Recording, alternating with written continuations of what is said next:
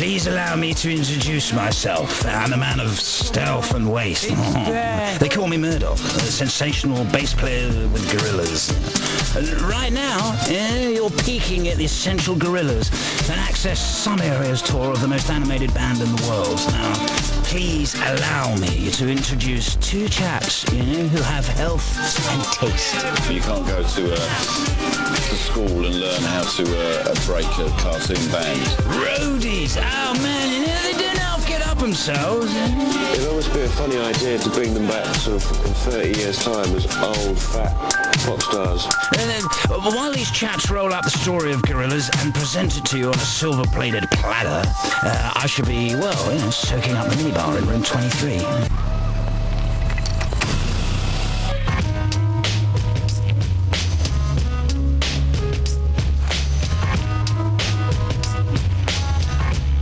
Basically, we had a bachelor pad for a year. We held many a good party. Yeah. And from the chaos, the idea for Gorillaz was born.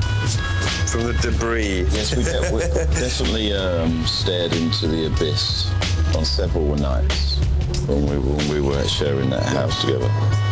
We were watching MTV and sort of cussing all the bands. It did actually happen on our couch in our flat, watching MTV and going, surely, Lord, this isn't the only future.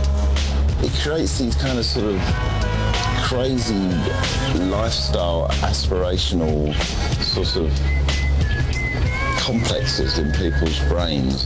Do you understand what he's on about? I haven't got a Scooby, mate. It wasn't quite that kind of sort of pedantic, the conversation. It was more like, that's rubbish. Yeah.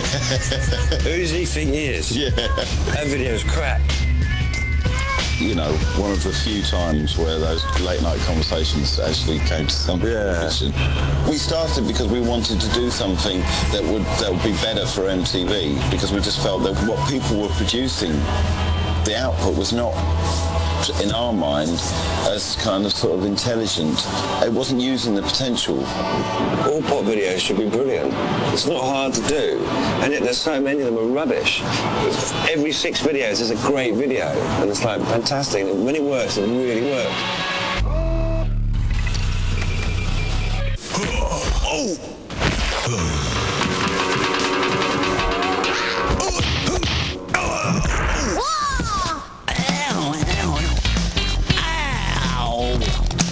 My controller's broken. You always say that. We put a lot of work into the characters' backgrounds and stories. There are things that we've done, that our friends have done, that have ended up being things the characters have done. This is the payoff.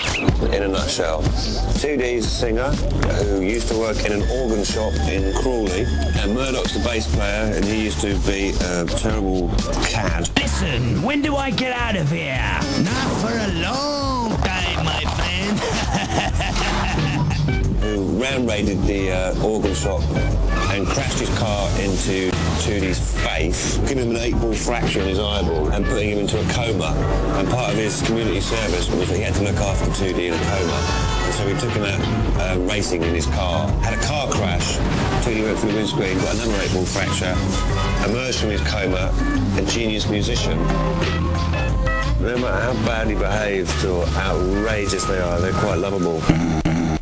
They don't sort of harm you, You know what I mean? Well, depends what cartoons you're watching. Why don't you jump in next to me and come and feel the quality of these sheets? Real Egyptian silk.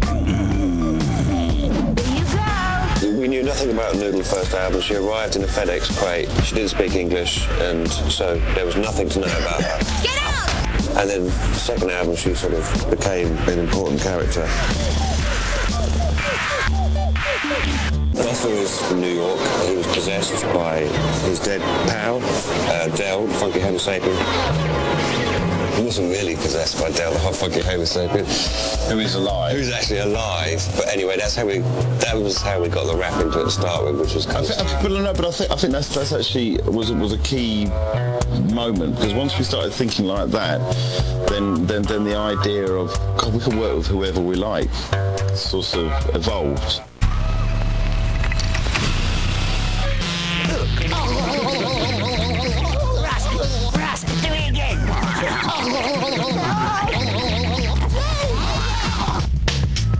actually. I used to go to college with a girl called Jane, who then went on to another college and met Graham and Damon and Alex.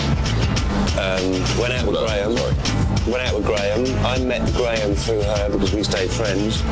Then I met Damon through Graham. And then she finished with Graham and then started seeing me. And I married her. She's the mother of my 2 children. So that's how we met. Yeah, to be totally honest with you, part of the reason why probably Graham and I don't have a great relationship at the moment is because I'm mates with him as well, you know. It's all a bit very candid here. Basically, both of us have got so much on each other that it's impossible, really. I can sing you and you can sing me. So, you know. It's a healthy We can't afford to fall out for real. Really can't. It's there. Okay, my little winkle pickers, that's your lot for part 1. Here's a taster of part 2. For the whole performance, we were literally just holding our breath because anything could go wrong. Stick around for some more of the good stuff. Still coming up.